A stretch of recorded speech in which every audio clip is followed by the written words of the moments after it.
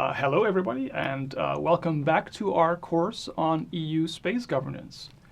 Now, this is the second video of our fourth module, and here we will dive into the crucial role that space plays in the Commission's and European Union's really common foreign and security policy, or CFSP, and the external relations of the EU more generally. Now, you probably already have a basic understanding of the Union's external powers, but still, let's first revise some of the basics of EU foreign policy and only then delve into the way that all of this connects to space. Now, as you may know, the Common Foreign and Security Policy, or CFSP, as we said, of the EU is the organized, agreed foreign policy of the European Union for mainly security and defense diplomacy and actions. So it was established to strengthen the Union's external ability to act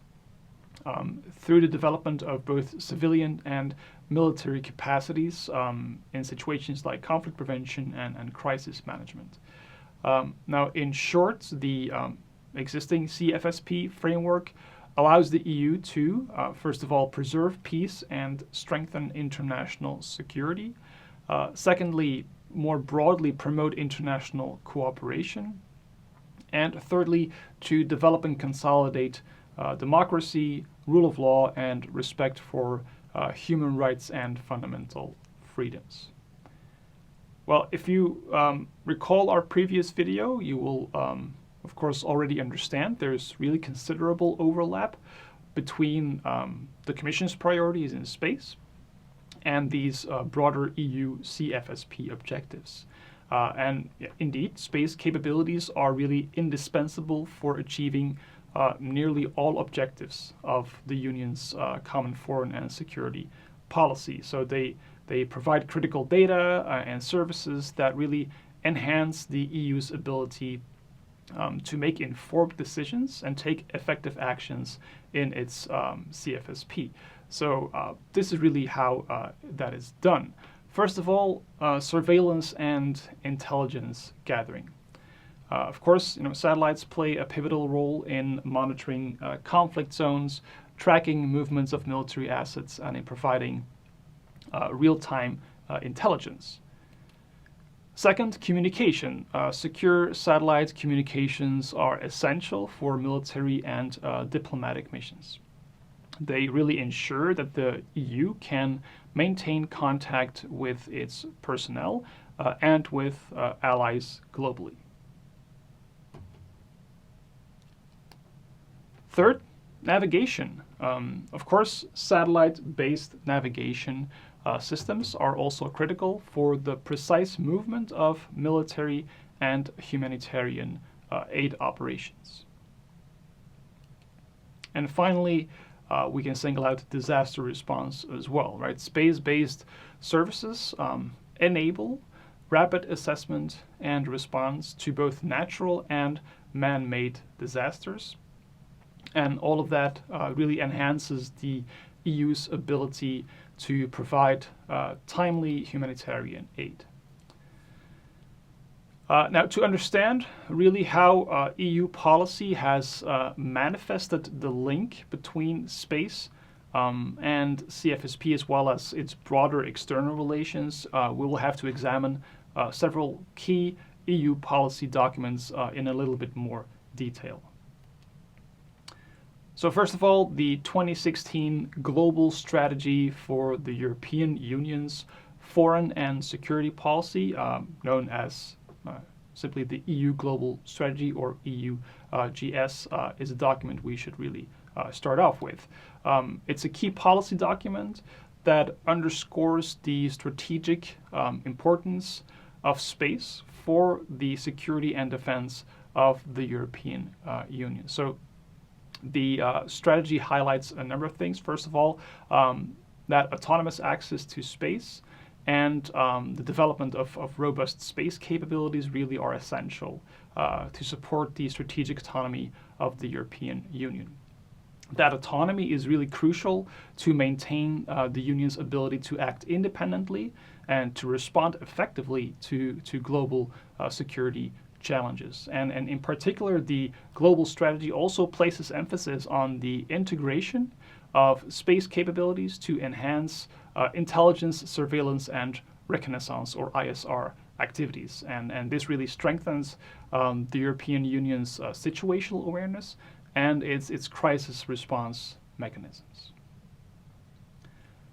So the general global strategy of the EU on foreign and security policy mentioning space was followed a couple of months later by a more dedicated space strategy for Europe.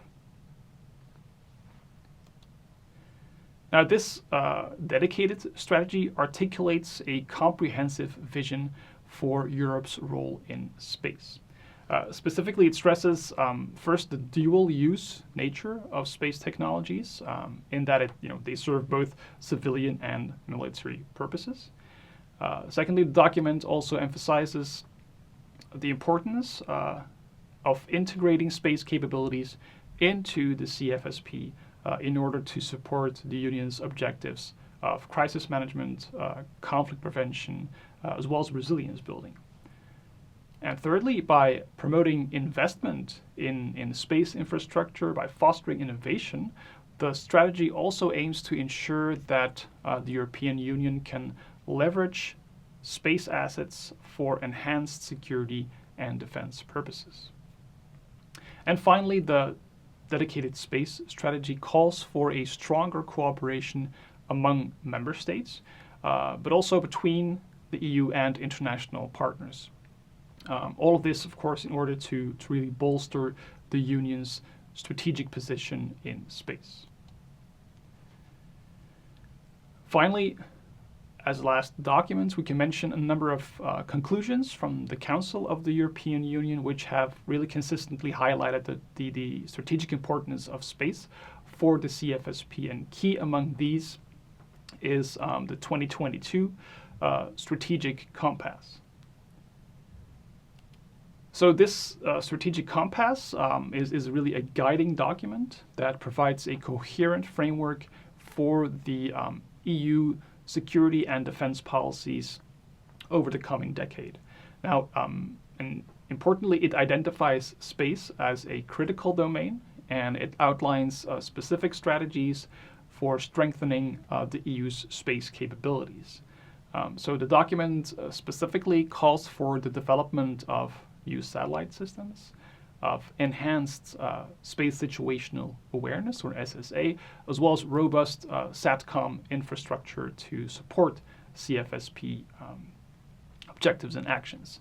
It also emphasizes the importance of cybersecurity measures to protect space assets and also to ensure the integrity of satellite communications overall.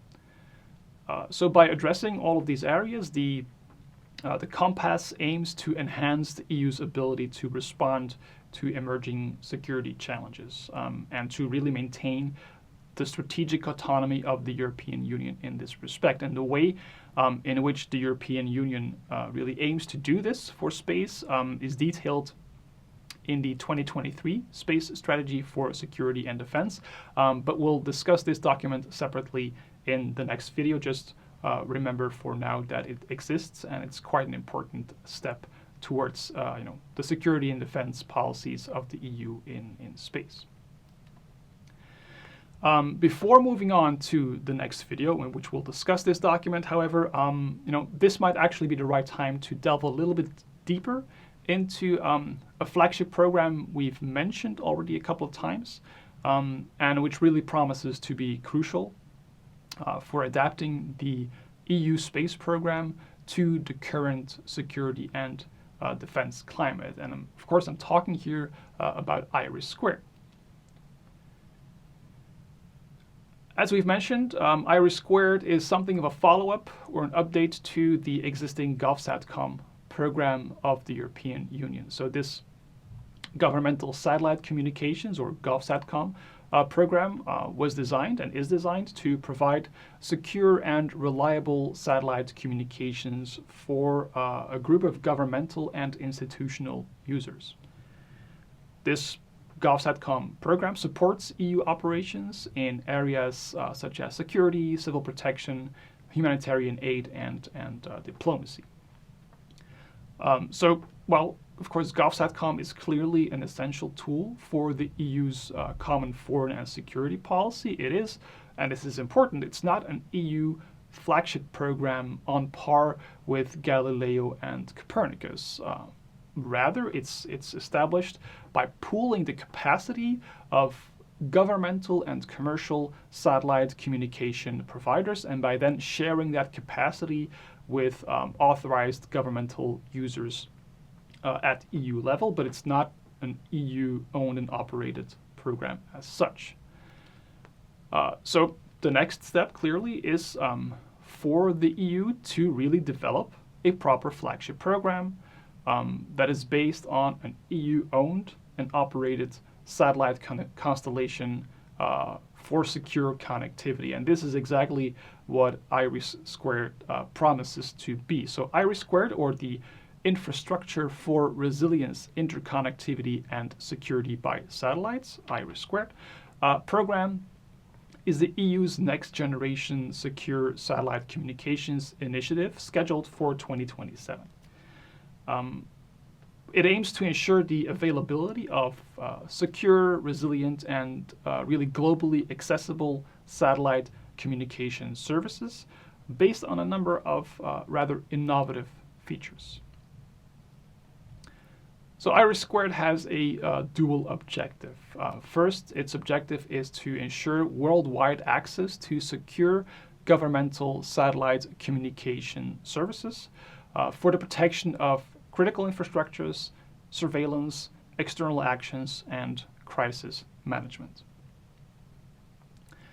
Second, it aims to enable the provision of commercial services by the private sector by allowing the availability of high-speed broadband and seamless connectivity throughout Europe. Now, IRIS² will be a multi-orbital satellite constellation which integrates military needs from the start, really, and this would make it much more suitable to support crisis management and external actions, as well as surveillance.